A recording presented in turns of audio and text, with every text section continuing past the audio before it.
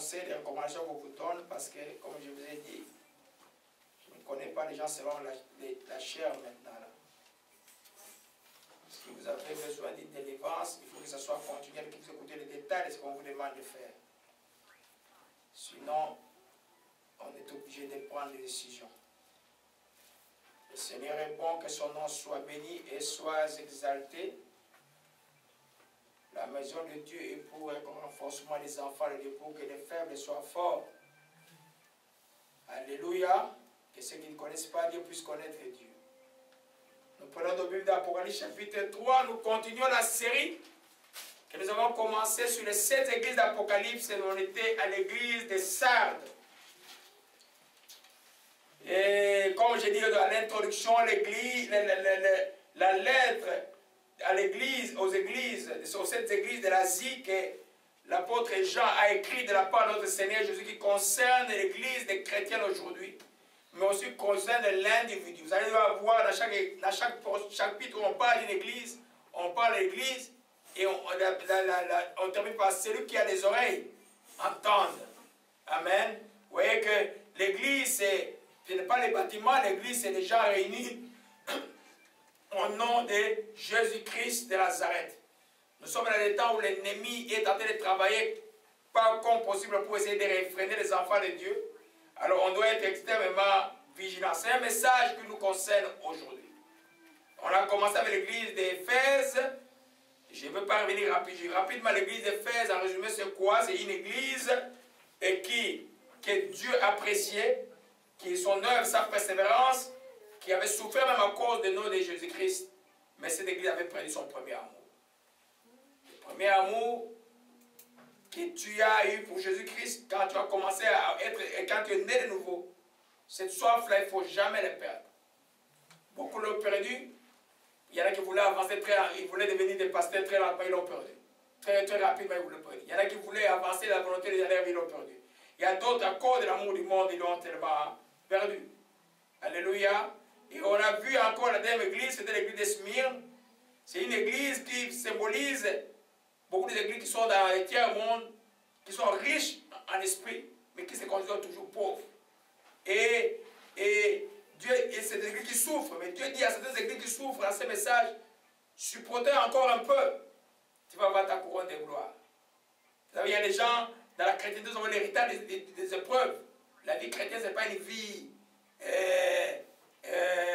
comme beaucoup de croient d'aisance. C'est une vie de preuve. À un moment donné, Dieu va vous éprouver un peu.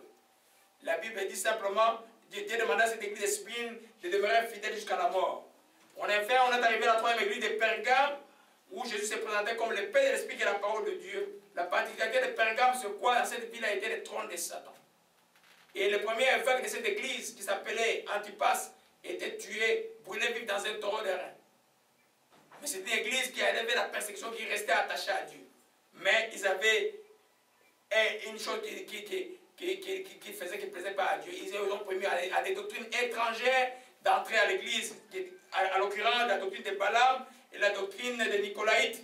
Je ne veux pas revenir sur ça. Ça veut dire simplement quoi? Que ce n'est pas parce que tu souffres qu'il t'est permis à un moment donné de lâcher ou d'être négligent. Amen. Dans le Seigneur, quand tu as commencé, il faut rester. Il faut rester. C'est pourquoi, quand tu connais la vraie doctrine, tu ne retournes pas en arrière. Et la cinquième église que nous voyons, que nous avons vu, c'est l'église de Thyatire, qui nous a pris 4 dimanches, qui était une église modèle par rapport à aujourd'hui. Dieu connaissait son amour, sa foi, son fidèle service, sa constance. Ses œuvres étaient une église en progression, mais elle avait une tolérance par rapport à une femme qui avait l'esprit de Jézabel et qui enseignait des doctrines qui n'étaient pas permises d'enseigner à l'église. Et Dieu a sanctionné l'église à cause de cela. On a beaucoup parlé à cette église, surtout comment retenir les choses que Dieu vous a données. C'est un enseignement très pour pouvoir les lire dans ce site. Dieu nous a beaucoup bénis à comment retenir la foi, comment retenir l'amour. C'est des choses que vous devez retenir. Parce que si vous ne les retenez pas, l'ennemi va les voler.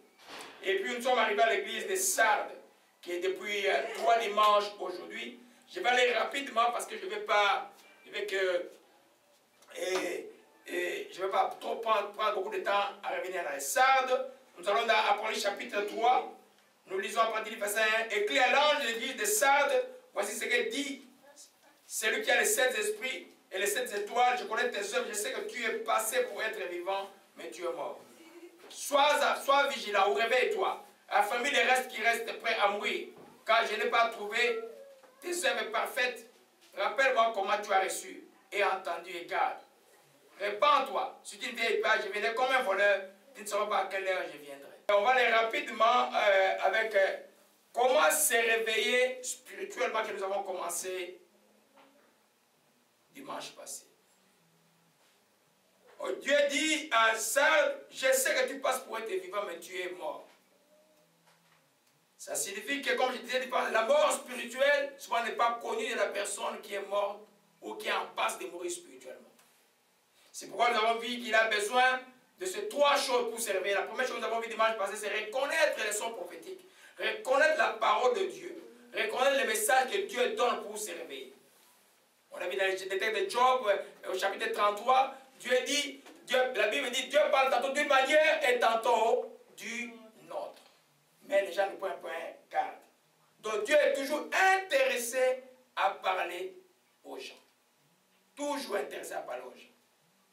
Alors, souvent, par les rêves, par les visions, par la prophétie, par la parole de connaissance. On a vu l'exemple, on a pris l'exemple de Ninive, qui était une ville païenne qui dormait. Dieu est venu avec un message très clair à Ninive. Répentez-vous, sinon la ville va être détruite. Mais les gens ont écouté le son de la prophétie. Les rois et toute la ville, jusque même aux animaux, tout le monde a fait quoi? Tout le monde s'est repenti. Et Dieu n'a pas détruit la ville. Si celui qui ne reconnaît pas la voix prophétique de Dieu finira par la mort.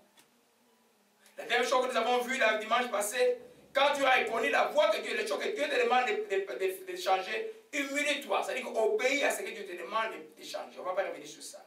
Aujourd'hui, on va continuer rapidement avec le retour aux anciens chantiers que nous avons commencé. Alors dans Jérémie 6, verset 16, Jérémie 6, verset 16, gloire à Jésus-Christ. Jérémie 6, verset 16, gloire à toi, que ton nom soit béni. Ainsi parle l'Éternel, placez-vous sur le chemin, regardez, demandez quels sont les anciens sentiers, quelle est la bonne voie, marchez-y. Et vous trouverez le repos pour vos âmes. Placez-vous sur les chemins et regardez, demandez quels sont les anciens sentiers. Alléluia. On a commencé par voir que quand Dieu, alors retournons dans l'Apocalypse chapitre 3, Dieu dit à Saul, rappelle-toi comment tu as reçu, comment tu as entendu et répands-toi. Alléluia. Rappelle-toi comment tu as reçu et comment tu as entendu et rappelle-toi donc au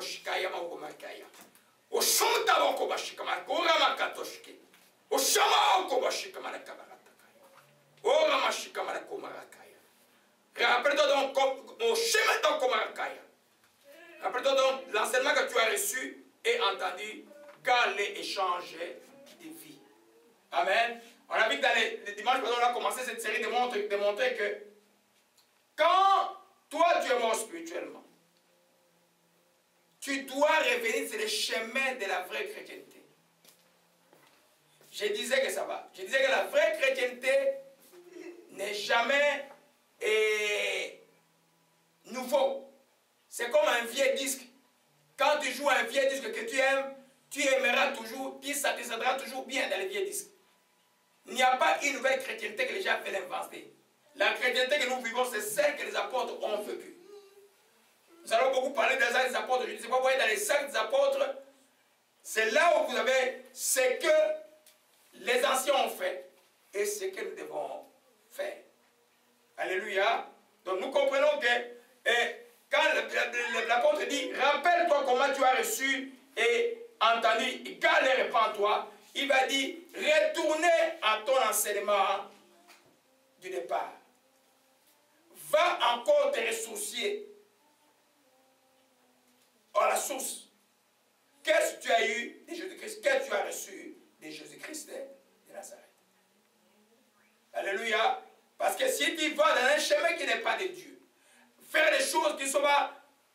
qui sont contraires à ce que Dieu enseigne, tu vas te croire vivant ou vivante, mais tu es sur un chemin de la mort. C'est pourquoi Jérémie dit, retourne sur les anciens, c'est des regards. Quels sont les anciens chantiers? Il n'y a rien de nouveau dans la Bible, sauf les choses que Dieu a dit à travers ses serviteurs qui sont inscrits dedans. N'allez pas chercher un autre livre après la Bible.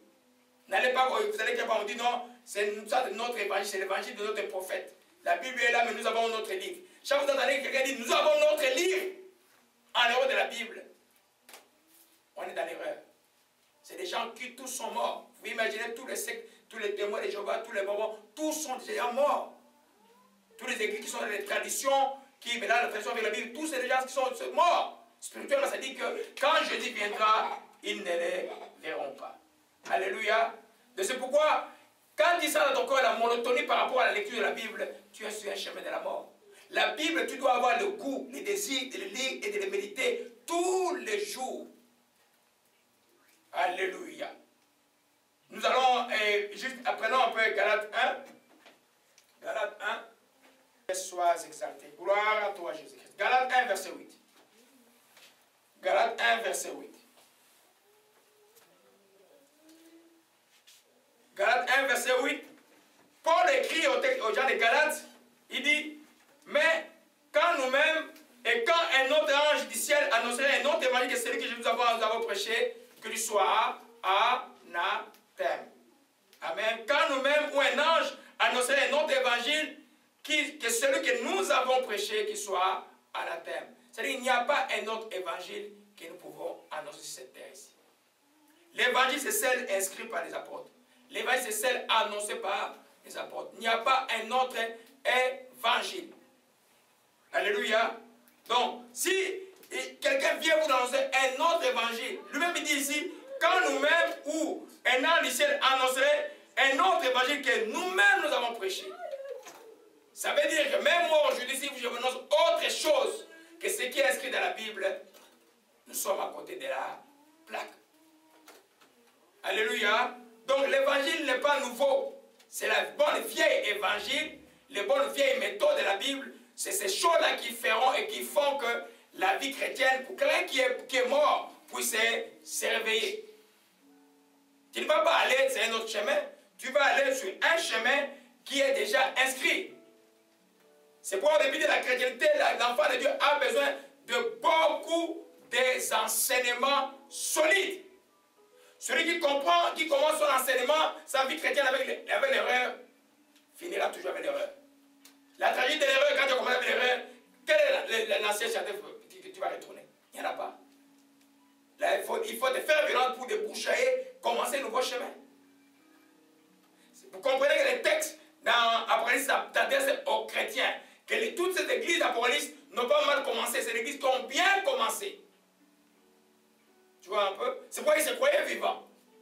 Mais à un moment donné, l'ennemi est entré, la mort est entrée. Alléluia. Gloire à Jésus-Christ. Celui du téléphone, le volume du téléphone,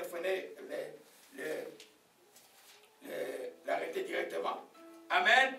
Donc nous voyons bien que si aujourd'hui on va vous dire non, nous on a un autre nouveau prophète là qui annonce de nouvelles choses. La Bible n'est pas... Vous savez, entre les lignes de la Bible, il y a des choses qui sont inscrites. Souvent, vous avez quelqu'un qui dit ça, il est dans l'erreur.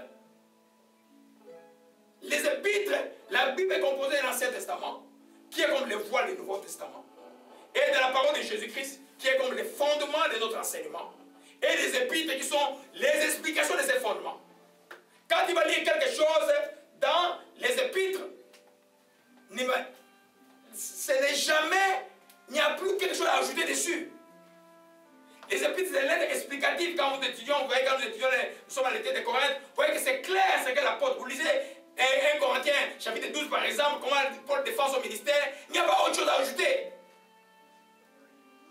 Alléluia.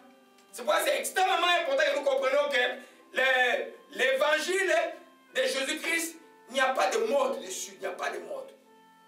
Tu veux les résultats des apôtres de Jésus-Christ, fais comme les apôtres, les premiers apôtres, je vais dire, ont fait. Alléluia. C'est pourquoi la chrétienté qui est basée strictement sur la Bible, c'est la vraie chrétienté. Une chrétienté qui ajoute d'autres choses dans la Bible n'en est pas une. Alléluia. Donc il faut retourner, remeubler, retourner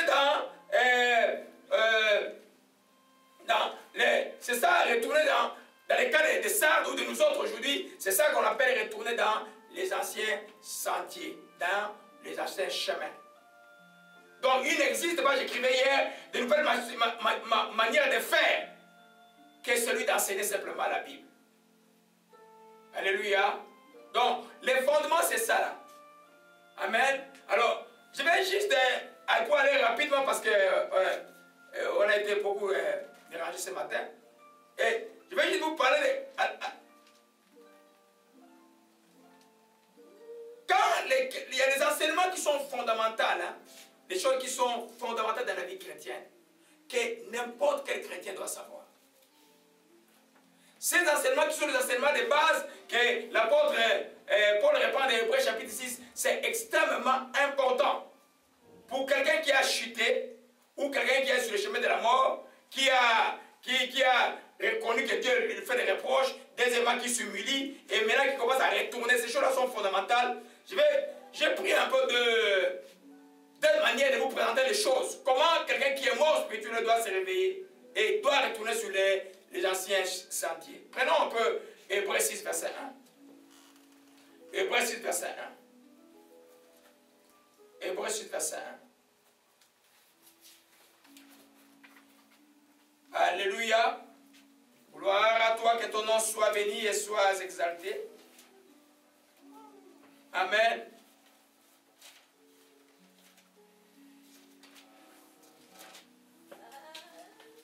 Alléluia. Hébreux 6, verset 1 jusqu'à présent au verset 2 nous parle un peu de ce qu'on peut appeler des enseignements basiques de la chrétienté, des bases de la chrétienté. C'est pourquoi laissons derrière les premières leçons sur le Christ et passons à l'enseignement adulte. Ne revenons pas ce qui fait la base de cet enseignement. Qu'est-ce qui fait la base de l'enseignement chrétien? Qu'est-ce qu'un chrétien a comme base, comme ceux qui ont perdu ou ceux qui commandent la chrétienté? La première doctrine, je vais juste aller rapidement. Je n'avais pas prévu de parler de ça aujourd'hui. La première doctrine, je l'appelle la doctrine au renoncement des œuvres mortes. Les œuvres de la chair. Quand tu deviens chrétien, tu sais que tu quittes un monde de mort. Des gens qui marchent selon les traits de ce monde, qui marchent selon la chair, qui sont de l'esprit de la rébellion, comme dit écrit dans le texte d'Éphésiens. Maintenant, tu es chrétien. Le renoncement à ces œuvres-là fait partie de la chose que tu dois faire. Les gens à qui Dieu parle, là, à Sardes, qui sont morts, certainement ils sont retournés aux œuvres mortes de la chair. Partout où vous retrouvez, vous marchez selon la chair. Dispute, querelle, magie, dissolution et impudicité, toutes ces choses-là, vous êtes déjà morts. Le renoncement aux œuvres de la chair. Et vous voyez un peu au Galates, il dit, sans poser de nouveaux fondements du renoncement aux œuvres mortes ou les œuvres de la chair. La même chose qu'un chrétien qui est perdu doit retourner, il doit réapprendre la foi. La deuxième œuvre, c'est ce qu'on appelle la doctrine de la foi en Dieu. Il doit réapprendre sur quoi la foi. Amen. Beaucoup, et tu vois un peu maintenant, et il y a les églises où on sait que le Saint-Esprit fait des opérations, on sait ça. Mais toute opération du Saint-Esprit doit être conduite par la foi. Quand on voit un Dieu le Seigneur, moi qui le fais, je dois aller dans la foi. Quand le Seigneur me demande de me donner même un verre d'eau, je le fais avec la foi. Je ne donne aucune importance au verre d'eau. Amen. Il y en a qui commencent à mettre des parfums dans l'eau pour aller se laver. Et puis, c'est devenu n'importe quoi. Les œuvres mortes, la doctrine de foi, c'est simple. Tu es sauvé par la foi. Tu vivras par la foi. Ça veut dire quoi? Toi, ta confiance en Dieu, la confiance dans les promesses de Dieu, c'est ça qui te fera vivre tous les jours. N'aimez pas la charité devant la vue, n'attends pas de voir d'abord plutôt les œuvres avant de dire que je crus. Ça ne changera jamais. ta force dans la prière ne peut rien changer. Mais la foi que tu mets dans la prière qui va changer quelque chose. C'est pourquoi tu dois savoir que comme enfant de Dieu, la doctrine de la foi, c'est l'élément de base de la chrétienté. Le jour où tu as donné ta vie à Jésus-Christ, tu l'as fait simplement. Tu as dit, Seigneur, je donne ma vie et tu es sauvé. Pour les autres choses, tu dois continuer à vivre par la foi. Alléluia. Ceux qui ne vivent plus par la foi, ils vont vivre par les œuvres, mais après les œuvres, c'est toujours la déception. Parce qu'il n'y aura pas de résultat. Et puis, ils vont faire naufrage. Quelqu'un qui est mort spirituel doit réapprendre à vivre de la foi. Troisième chose, la doctrine des baptêmes. C'est des choses simples. Un chrétien doit savoir. Les baptêmes, vous en avez dans les temps de Jésus. Je fais juste la chronologie. Jean-Baptiste est venu faire le baptême de la repentance. Et bien quand Jésus est venu, les gens se sont encore fait baptiser à son nom. Amen. Comment le baptême est élevé par immersion? Si vous pensez qu'il y a un autre baptême, or en dehors de celui de l'immersion, il n'y a pas de baptême en celui de l'immersion. Ce que les apôtres enseignent, c'est le baptême par immersion dans l'eau. Amen. Il y a le baptême du Saint-Esprit, qui est l'œuvre de Dieu lui-même, de Jésus-Christ lui-même. Il vient en son temps, te remplit du Saint-Esprit. Amen. Ne croyez pas cette histoire, on dit, comme les témoins de Jéhovah, quand tu es baptisé au nom du témoin de Jéhovah, alors que tu vas au ciel. On n'est jamais baptisé au nom d'une église. On est baptisé au nom de Jésus-Christ de Nazareth. Alléluia. Alors, si ta doctrine de baptême n'est pas claire, tu vas rater beaucoup de choses. Parce que Jésus, dans Marc chapitre 16, il dit quoi? Il dit, à ceux qui croiront, qui seront baptisés, qui seront sauvés. C'est vrai que le baptême ne sauve pas. Toi, tu dois être sauvé pour être baptisé. Mais le baptême est tellement important qu'un chrétien qui ne le fait pas manque quelque chose. C'est des choses élémentaires de la chrétienté. Je ne peux pas comprendre un chrétien qui discute encore ces choses-là. Et encore, l'enseignement, le but, ce n'est pas de faire cet enseignement. Le but, c'est pas de vous montrer les enseignements de base que les chrétiens doivent savoir. Et par exemple, la doctrine de la résurrection des morts. Amen. Tout le monde sait que quand tu as donné ta vie à Jésus-Christ, tu as la vie éternelle. Quand tu meurs aujourd'hui, ton cœur va être enterré. Mais quand Jésus va venir, ton corps va être ressuscité et il sera glorieux. Tu dois savoir cela. C'est pourquoi tu ne dois pas craindre ce que tue le corps. Tu vas craindre celui qui tue l'esprit qui est Dieu. Alléluia. Donc la doctrine de la résurrection des morts est extrêmement importante. Dans les cas de décès dans les familles et tout ça, pour ne pas rester dans une tristesse qui ne termine pas, vous allez dire ça dans Intercession, je crois 4, verset 13, et que nous soyons, Paul dit, ne soyons pas ignorants à propos de ceux qui dorment. Il appelle ceux qui meurent, ceux qui sont morts, ils sont comme les gens qui dorment, donc ils vont se réveiller. Alléluia. C'est les choses de base. Et puis il y a sixièmement la doctrine des jugements éternels. Après la mort vient le jugement. Amen. On ne peut pas prier pour quelqu'un qui est déjà mort.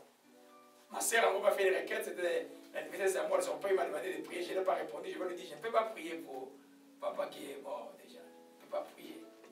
On ne peut rien changer. Après la mort vient le jugement éternel. Tout le monde va passer au jugement, chrétien ou pas chrétien. Alléluia. Alors quand tu as cette possibilité en tête, tu sais renoncer aux œuvres mortes, tu as la vraie foi en Dieu, et tu connais c'est quoi la foi en Dieu, et ta doctrine de baptême est claire, et je ne peux pas la doctrine de l'imposition des mains. L'imposition des mains, c'est la doctrine, l'imposition des mains, il se passe beaucoup de choses. Il y a l'imposition des mains pour la communication des dons. Il y a l'imposition des mains pour la guérison avec le l'onction de Dieu. Amen. Il y a l'imposition des mains pour la bénédiction. Amen. C'est une doctrine chrétienne. Amen. Mais ne laissez pas votre tête à n'importe qui. Parce que quand on vous impose, vous allez être toujours d'un cœur pur pour que la bénédiction passe dans votre vie. Alléluia. Alors, pourquoi ces choses des choses? Parce que dans n'importe quel, que ce soit renoncement aux œuvres mortes, que ce soit pour la foi en Dieu, que ce soit pour la doctrine des baptêmes, que ce soit pour l'imposition des mains, la résurrection, si tu comprends mal cette doctrine-là, tu vas aller dans l'erreur. Prenons par exemple, si tu ne crois pas à la résurrection des morts, ta vie chrétienne sera comment? Si tu crois comme les gens de l'Orient qui croient qu'ils vont être échangés en animal, ce qu'on appelle ça, l'incarnation. Comment tu vas? Non, je te dis, je vais un peu faire un peu de mal, mais quand je vais mourir, je vais m'améliorer un peu demain. Tu es sur le chemin de la mort. Amen. Et quand vous savez, la résurrection de mort va, quand tu es sûr que moi, quel que soit ce qui va m'arriver, je vais ressusciter au dernier jour et je vais tenir devant Dieu. Tu feras tout pour être tous les jours. Parce qu'on va vers Dieu de deux manières. Soit quand Jésus va nous enlever, soit quand nous mourrons. Maintenant, Jésus n'est pas encore là. C'est la mort qui est le chemin d'aller vers Dieu. C'est pourquoi quand le corps meurt d'un saint, on ne souffre pas. On sait que ce corps-là va être ressuscité, il sera glorieux. Notre exemple, c'est Jésus-Christ qui est le premier né d'entre les morts de la Bible. Alléluia. Et puis vient la doctrine du jugement éternel. C'est une doctrine, si quelqu'un le sait, il ne joue pas avec la vie. Après le jugement, après la mort vient le jugement. Après la mort, il n'y a pas autre chose. On peut plus prier pour les morts. Il y a des églises qui prient pour les morts, il faut les messes de mort, mais on ne peut plus rien faire. Ce qui fait que ces gens-là, ils continuent à faire tout le mal qu'ils veulent faire. Il sait que quand il va mourir, on va prier pour lui. Vous voyez les Italiens, les gens de mafia. Qui a déjà vu quelqu'un de la mafia mourir qu'on n'a pas amené à l'église? Hein? Non! C'est l'église à grande pompe et puis le prêtre fait la messe. Mais il n'y a rien. On fait la messe pour quelqu'un, s'il avait reçu Christ, il est dans le ciel de son vivant. S'il n'avait pas reçu Christ, il est parti à l'enfer. Alléluia. La doctrine du jugement éternel est extrêmement importante pour le chrétien de sa vie. C'est pourquoi les gens de Sardes, revenons un peu sur l'enseignement, les gens de Sardes devaient retourner principalement à ces 6 doctrines de base de la chrétienté, comme écrit Paul. Alléluia. Certainement, la Bible ne nous parle pas, ils étaient dans d'autres choses. Amen. Dans beaucoup d'activités, ils se croyaient vivants parce qu'ils avaient un grand nombre. Ils se croyaient vivants parce que la chorale était avec 1000 membres. Mais ils étaient morts aux yeux de Dieu. Alléluia. Alors, nous comprenons. Donc, ça c'est la première manière où tu vois les choses. Si tu veux, si nous voulons retourner aux anciens chantiers, c'est de revoir ces doctrines-là. Renoncement aux morts, la foi en Dieu, la doctrine des baptêmes. Je vais donner un autre enseignement sur ça profondément plus tard. L'imposition des mains, la résurrection des morts et le jugement éternel.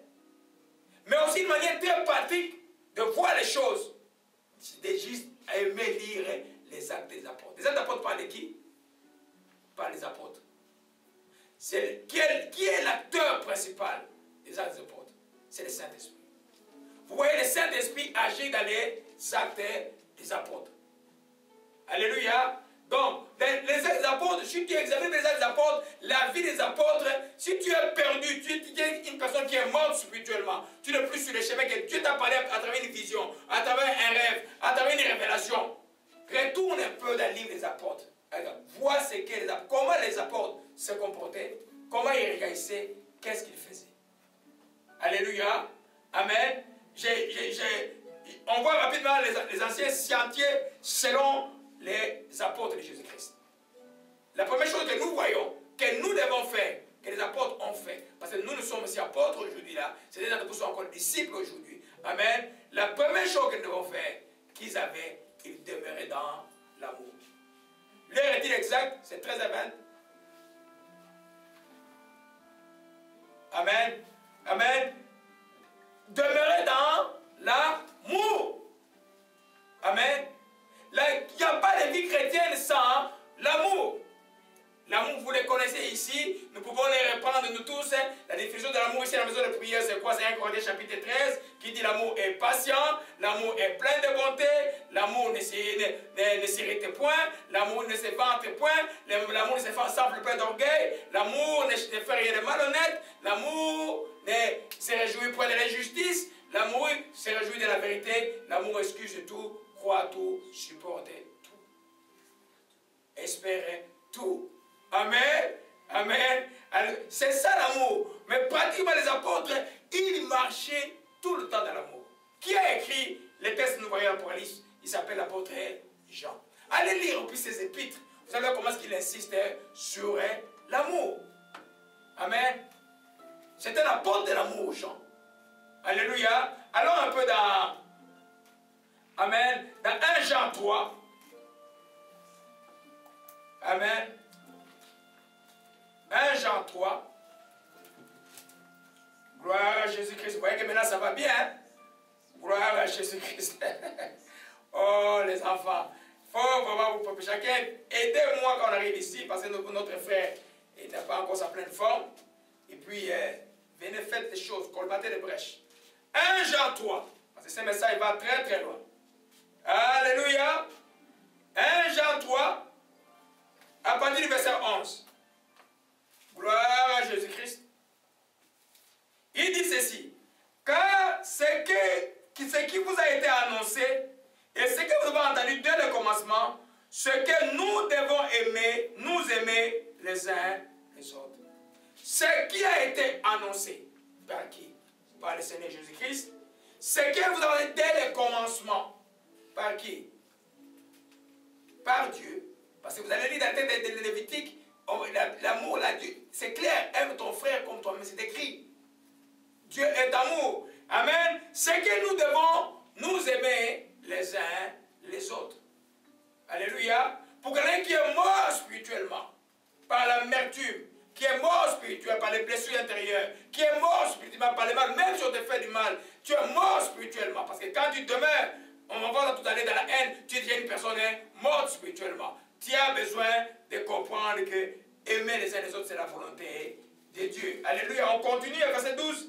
Ne ressemblez pas à Caïn qui était du malin, qui tua son frère. Et pourquoi le tuer-il? Parce que ses œuvres étaient mauvaises, celles de son frère étaient justes. Ne vous étonnez pas, frère, si le monde vous hait. Nous savons que nous sommes passés, 14, vous voyez bien, nous sommes passés de la mort à la vie parce que nous aimons les frères.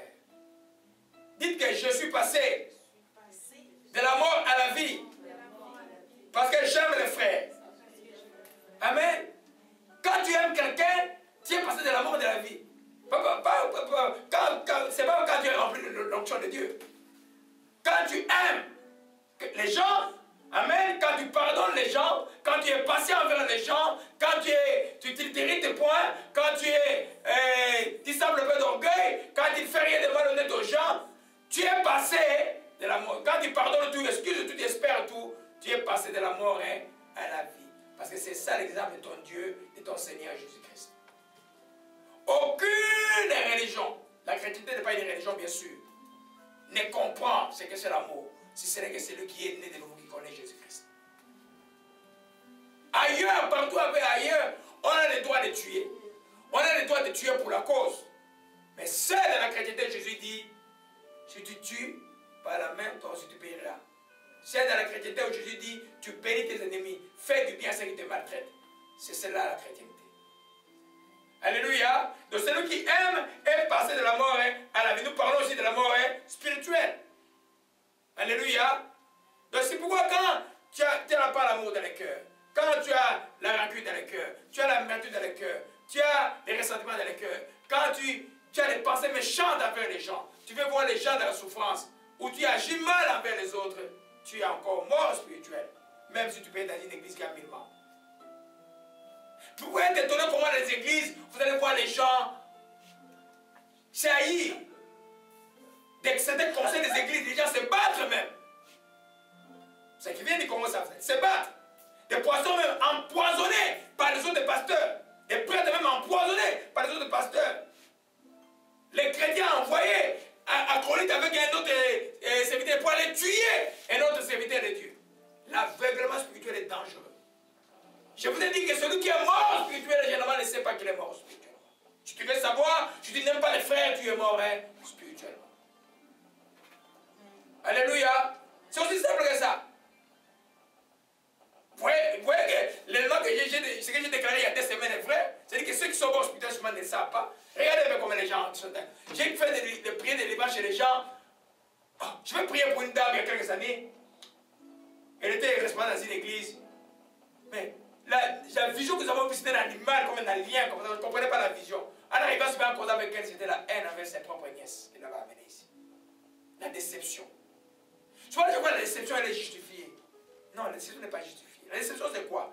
Que tu ne méritais pas ce mal-là, ou cette manque de reconnaissance, mais les gens t'ont fait quand même mal.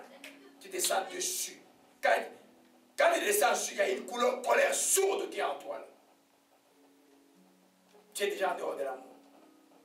Il faut fuir la déception parce que les autres formes, la rancune, et tout ça, on peut sentir. Mais la déception, souvent on croit que c'est normal qu'on soit déçu. Non! Bénissez les gens et avancez simplement. Le cœur doit être libéré. Alléluia. Amen. Nous voyons que les apôtres demeuraient ils enseignaient l'amour et ils demeuraient dans l'amour. Alléluia. Prenons un exemple. Je vais parler des actes des apôtres rapidement. Gloire à Jésus-Christ. Ô Machi Kamar, actes des apôtres. Que ton nom soit béni et sois exalté. Alléluia. Actes des apôtres.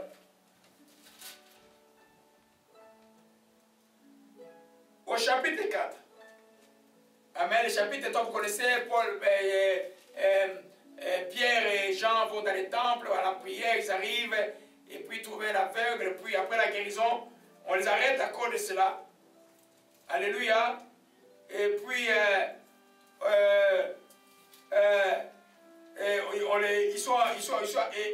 alors on peut verset 32. Amen. Et puis on les a menacés, on les a arrêtés, on les a menacés. Après ils ont fait la grande prière qui a fait trembler la terre. Ils ont commencé à annoncer l'évangile avec puissance, verset 29, 30. Et puis à 32, la Bible nous parle comment la manifestation de l'amour était véritable. Je vous ai dit que l'amour, ce n'est pas des mots. L'amour, c'est faire du bien aux gens. L'amour est pratique. L'amour, ce n'est pas dire je t'aime avec je t'aime, je t'aime. Il y a rien qui dit je t'aime, mais mon compte d'abord tu ne touches pas. Je t'aime, mais j'attends au coin là. Je t'aime, je te regarde. Non. Hein? L'amour, c'est faire du bien. Quand tu vois quelqu'un autour de toi qui souffre, tu dois pouvoir faire du bien. Tu dois pouvoir te sacrifier pour l'autre. Dans l'amour, il y a toujours la notion de sacrifice envers l'autre. Alléluia. Voyez un peu ici. Gloire à Jésus-Christ. Ora Mashika, Mashika Mokamarakaya. Au verset 32, la multitude de ceux qui avaient cru n'était qu'un cœur et qu'une âme. La multitude de ceux qui avaient cru n'était qu'un cœur et une âme. Là où il y a l'amour, il y a quoi? L'unité spirituelle. Il dit, nul ne disait que ses biens lui appartiennent en propre, mais tout était commun entre eux. Amen. Ce n'est pas l'Ancien Testament, c'est le Nouveau. Allez aux États-Unis, dites aux gens, on va mettre nos biens en commun pour les gens, on va l'appeler communistes. Hein? Mais c'est là, volontairement, sans contrainte, l'amour poussait les gens prenaient leurs biens, amenaient à l'église. Barnabas, vous entendez parler, Barnabas c'est un homme puissant, c'est un homme vrai. C'est un véritable serviteur de Dieu. Vous n'entendez pas parler de lui beaucoup, mais Barnabas, c'était le premier qui a pris sa propriété qui a vendu, qui a donné à l'église. Donc Barnabas n'était pas un gars pauvre. Il a donné sa propriété à l'église. Et puis, il y a un couple, Saphira et Ananias, voulaient forcer l'amour. Eux, ils venaient, ils n'avaient pas envie de donner, ils ont vendu, et puis ils ont donné une partie, ils ont caché une partie. Les Saint-Esprit les a frappés sur place, ils étaient morts sur place. Et ils ont tenté l'amour.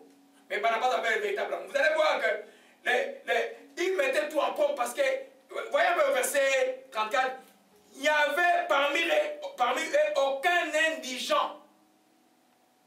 Tous ceux qui possédaient les champs et les maisons les vendaient à portée des prix de ce qu'ils avaient vendu. Parmi eux, il n'y avait aucun indigent. L'amour envers les autres était tellement profond que quand on voyait un frère qui est dans les besoins, l'église, les frères s'en occupaient. Alléluia. C'est pourquoi l'apôtre Jean dit simplement, l'amour, c'est n'aimer pas en parole, mais aimer en acte. Alléluia. Tu veux revenir, tu es mort spirituellement par rapport à l'amour, tu reviens, commence à poser des actes qui aident les gens. Ça peut être ton temps de prière que tu as pris pour quelqu'un. Ça peut être un temps de jeûne que tu as fait pour quelqu'un qui ne sait pas. Ça peut être un 5 $ que tu donnes à quelqu'un simplement parce qu'il est dans le besoin. Ça peut être une aide que tu accordes à quelqu'un. Amen. Un chrétien doit marcher dans l'amour. Ça peut être la personne qui te développe envers quelqu'un. Amen. Et toute situation te pousse à t'irriter contre la personne, mais tu développes la patience, tu demeures dans l'amour. Alléluia. Ça peut être, oh, gloire à Jésus-Christ. Amen. Une tentation qui t'arrive de devenir malhonnête envers quelqu'un, mais la personne t'a fait du mal, conduit à te faire du mal, mais tu bénis la personne. Tu fais du bien aux gens qui te persécutent. Alléluia. Nous devons demeurer dans l'amour. Si tu veux retourner la vie spirituelle, tu vas commencer à aimer les frères. Les chrétiens, ils t'ont permis d'avoir la haine envers quelqu'un. Retournons dans 1 Jean 3. Gloire à Jésus-Christ. Il ne devrait pas terminer tout, j'aurais pu dire aujourd'hui. Ils avaient poussé son programme pour tout juste l'année prochaine, alors ils pensaient terminer avant le 31. Gloire à Jésus-Christ. 1 Jean 3. Gloire à Jésus-Christ, que son nom soit béni. Et le temps de la joie est là. Beaucoup de joie maintenant. Beaucoup, beaucoup de joie. Gloire à Jésus-Christ, que son nom soit béni et soit exalté. 1 Jean 3, verset 18, dit quoi? Non, juste le verset, allons au verset 16, lentement. Nous avons connu l'amour en ce qu'il a donné sa vie pour nous. Nous devons aussi donner notre vie pour les frères. Comment tu donnes ta vie sur les frères? Prends le temps pour les frères. Toi, tu n'as jamais le temps pour les gens. Jamais. Je suis occupé, je suis occupé. Mais il n'y aura jamais le temps pour vous. Vous savez, dans la chrétienté, les temps de Paul, les gens étaient occupés. Aujourd'hui, là, les gens sont occupés. Pour aller visiter quelqu'un qui est malade à l'hôpital, pour aller aider quelqu'un, et ça doit être naturel pour un chrétien. Tu dois te créer le temps. C'est le temps-là qui te crée. Pendant que tu es fatigué, tu dis quand même, je démarre, je vais voir quelqu'un. Tu t'es sacrifié pour quelqu'un. Tu prouves l'amour. Et Dieu est content de toi. Alléluia. Et voilà, il dit, si quelqu'un possède les biens du monde et voyait son frère dans les besoins, sur les femmes ses entrailles, comment l'amour de Dieu demeurera-t-il en lui? Amen. Tu vois les frères dans les besoins, tu es chez toi là, Benjamin il te laisse juste un morceau de poing, et puis ton ami arrive, il dit, oui, on va vite, on va vite. Tu calcules, je vais manger mon pain après là. Non, non, non, ça c'est pas l'amour. Hein? Tu n'as que juste une petite nourriture, et puis, tu sais que ton ami a faim, tu fais quoi? Tu lui donnes, on vous partagez ensemble. Tu lui donnes parce que tu as la foi, toi, Dieu va pouvoir pour toi demain. Alléluia. Amen. Si tu vois quelqu'un dans les besoins, tu le fermes tes entrailles, les entrailles de ton cœur, tu fermes ton cœur. Quand on ne donne pas, le cœur est fermé. Amen. Il y en a qui veulent pareil. Vous savez, la Bible dit que vous avez l'hospitalité, pour ceux qui reçoivent les gens, vous pouvez héberger des anges un jour. C'est une grande bénédiction d'avoir la propension d'accueillir les gens chez toi. Bien sûr, dans la prière. Mais tu peux accueillir n'importe qui. Amen. Alléluia. Amen. Il dit ici, petits enfants, n'aimons pas en parole ou en langue, mais en action et en vérité. Alléluia. Pas en parole, pas des mots simplement. Des actes. Alléluia. Pour quelqu'un qui est mort spirituellement, si effectivement aux anciens chantiers, les anciens des apôtres, ces gens-là marchaient dans un amour infernal. Regardez un peu l'apôtre Jean, comment il est allé s'asseoir dans les prisons de Patmos. Avec des forcenés à cause de l'évangile. Cette vision, il a reçue, il était en prison, à Patmos de Patmos. Alléluia. Amen. Alors, si on vous enseigne une autre chrétienté aujourd'hui, là, comme il y en a aux États-Unis, la chrétienté de soi-même, là, et non, non, non, on va être riche. Ils sont contre le système de santé pour aider les pauvres. Ils sont contre tout. Mais je dis, mais qu'est-ce que les gens, les chrétiens, il y en a? Hein? Les chrétiens doivent voir le bien. Quand ils voient quelqu'un qui est bien soigné, ils doivent être contents. Ils voient quelqu'un qui est aidé, qui a des difficultés, ils doivent être contents. Ah, vous voyez que la Bible dit, par exemple, pour les migrants et les pauvres, c'est le protéger de Dieu, c'est dans la Bible. Une nation qui veut prospérer doit prendre soin de ces gens-là. Je sais pas, on ne compare pas à la crise de 2008. Les Canadiens, malgré ils n'ont pas beaucoup de richesses, mais ils n'ont pas senti la crise que tout le monde a senti dans le monde. Vous savez ça? Une nation qui accueille bien ces immigrants, c'est une nation qui est bénie. Oh, gloire à Jésus-Christ, que son nom soit béni. Donc, les anciens chantiers, premièrement, au regard des apôtres de Jésus-Christ, on doit demeurer dans l'amour. Si quelqu'un qui est mort spirituellement, tu reviens tranquillement, tu commences à aimer. Ce n'est pas difficile à apprendre. Tu commences à aimer les gens. Commence à faire du bien aux gens. Il faut avoir l'habitude de l'amour. L'habitude de l'amour s'installe en faisant le bien. Une fois, 2 fois, 3 fois, 4 fois, 1000 fois, ça devient une habitude. Mais il faut commencer. Alléluia. Gloire à Jésus-Christ, que son nom soit béni et soit exalté. Alléluia. La deuxième chose, les deuxièmes anciens chantiers des apôtres de Jésus ont expérimenté, ils étaient apôtres. Ils étaient les envoyés de Jésus-Christ. Ils avaient une seule mission. C'était la première mission était annoncer l'évangile. Alléluia. Quel rapport avec la mort spirituelle? Vous allez lire dans les... Oh, Saint-Esprit, merci. Vous allez lire dans Éphésiens chapitre 6, on parle des armes spirituelles. On parle de l'évangile comme zèle. Les ailes de l'évangile. Amen. Les ailes de l'évangile, c'est une arme spirituelle. On peut chasser les démons, mais on peut aller dans le terrain de Satan, le détruire à l'intérieur en sauvant les gens, en leur parlant de Jésus-Christ. Alléluia. Il y a beaucoup de gens par rapport au ministère qui ont failli, et beaucoup de chrétiens, parce que autour de toi, même de ta famille, tu as même peur de parler à ton oncle qui est en train de mourir spirituellement, de parler de Jésus. Mais si Jésus est tellement bon pour toi, tu devrais le parler à tout le monde. Si Jésus pour toi n'est pas une tradition, n'est pas une idée, n'est pas une réunion sociale, si c'est vraiment les sauveurs du monde, mais il faut avoir la propension et la joie de parler de lui aux gens. Alléluia. Beaucoup des églises sont morts spirituellement. Ils comptent maintenant sur leurs enfants. Vous voyez, dans les religions comme les religions musulmanes, c'est quelqu'un qui naît, et donc on est musulman. Ça, c'est des gens qui n'ont pas la puissance de sauver les gens. Il n'y a rien. Une vraie chrétienté, la chrétienté, tes enfants eux-mêmes doivent faire le choix de venir à Jésus-Christ. C'est pourquoi l'évangile ou l'évangéliste que les gens méprisent, c'est le fer de lance de la chrétienté. C'est le pêcheur. Pêcheur, c'est lui qui va pêcher les animaux, les poissons de Jésus-Christ.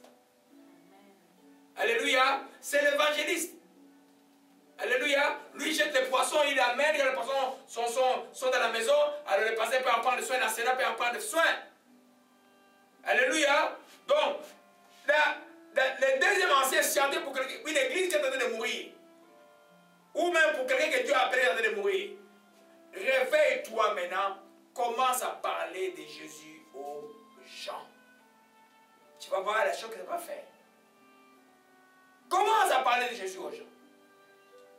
Ce n'est pas toi qui sauve, c'est Jésus qui sauve. Toi, parle de Jésus.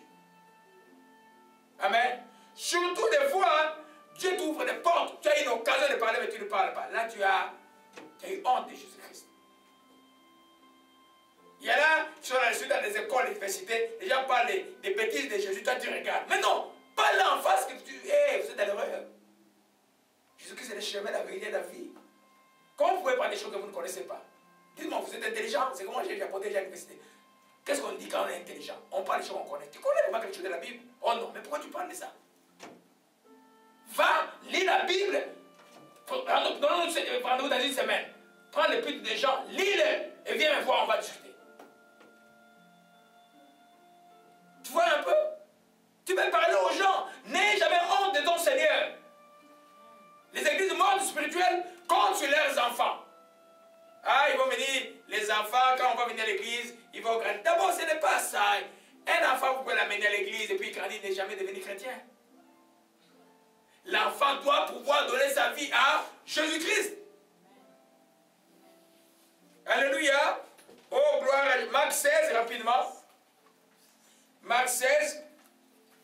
C'est ce que l'ennemi voulait nous bloquer aujourd'hui. Là, il n'a pas réussi. Hein? Le Seigneur est vivant. Gloire à Jésus-Christ. Oh, le Seigneur est vivant, que son nom. Marc chapitre 16. Amen.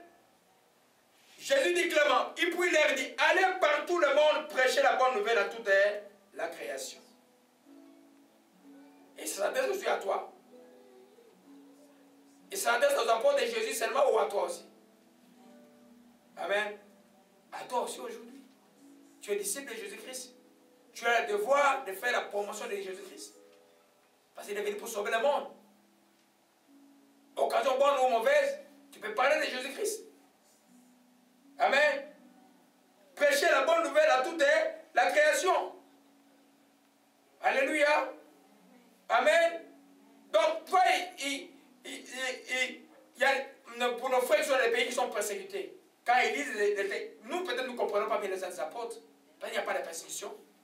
Mais nos frères qui sont en Érythrée, nos frères qui sont en Égypte, nos frères qui sont à Maloula en Syrie aujourd'hui là, nos frères qui sont en Chine, nos frères qui sont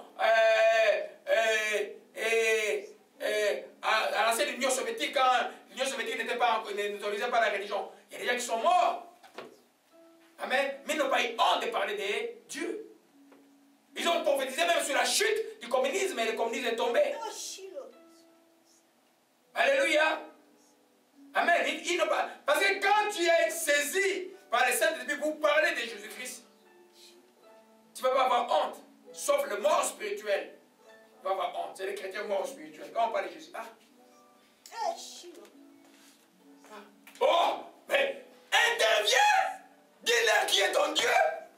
Amen. C'est comme tous ces chrétiens qui ont le petit poisson derrière le toit. Me fait rire. Un petit poisson qui connaît le petit poisson. C'est le signe des catacombes, c'est le signe ancien. Les temps de la persécution à Rome. Les chrétiens s'est cachés. Ils mettaient le petit poisson. Mais aujourd'hui là, mais Jésus-Christ est vivant. Amen. Comme mon frère, pasteur bienvenu, il a dit là. Tout le temps, Jésus-Christ en haut, même si des fois tu es gauche à droite, mais qui témoigne, quand tu fais ça, tu es protégé beaucoup. Qui doit avoir des couleurs? Combien de gens souffrent aujourd'hui? Ils ont besoin simplement de quelqu'un qui leur dit que Jésus-Christ t'aime. Ton mari t'a abandonné avec 3 enfants, Jésus-Christ t'aime. Ta femme t'a quitté, Jésus-Christ t'aime. Amen. Et tes amis ne devaient pas de toi à l'école, Jésus-Christ t'aime. Amen. Les médecins disent qu'ils ne peuvent plus rien faire. Jésus-Christ t'aime, il est capable de te guérir. Il y a toujours des occasions de donner la bonne nouvelle. Alléluia. Gloire à Jésus-Christ. Acte chapitre 5. C'est pourquoi le diable voulait me freiner aujourd'hui. Gloire à Jésus-Christ. Le Seigneur est vivant. Et Yeshua Maranatha. Le temps de la joie est là. Beaucoup de joie. Oh, gloire à Jésus-Christ. Que son nom soit béni. Alléluia, alléluia. Amen. Les apôtres, vous allez voir, quelle que soit la persécution, Acte chapitre 3, 4, ils étaient arrêtés. On les a interdits d'enseigner, de ne plus parler de Jésus-Christ à Jérusalem. Et on les a, 2 fois ils ont répondu au chef de l'église, simplement disant, plutôt obéir à Dieu qu'obéir aux hommes. Et les gens ne savaient plus quoi faire. On les interdisait, on les a mis dans la prison, un ange les a fait sortir, on les a trouvés, toute la porte de la prison était fermée, ils étaient à l'église dans la synagogue, ou plutôt en train d'enseigner. Pourquoi? Parce qu'ils avaient cette... Si tu n'es pas zélé, il n'y aura pas de miracles. Les miracles vont suivre, voici les signes qui ont ton parole. Les miracles vont suivre quand tu vas commencer à parler.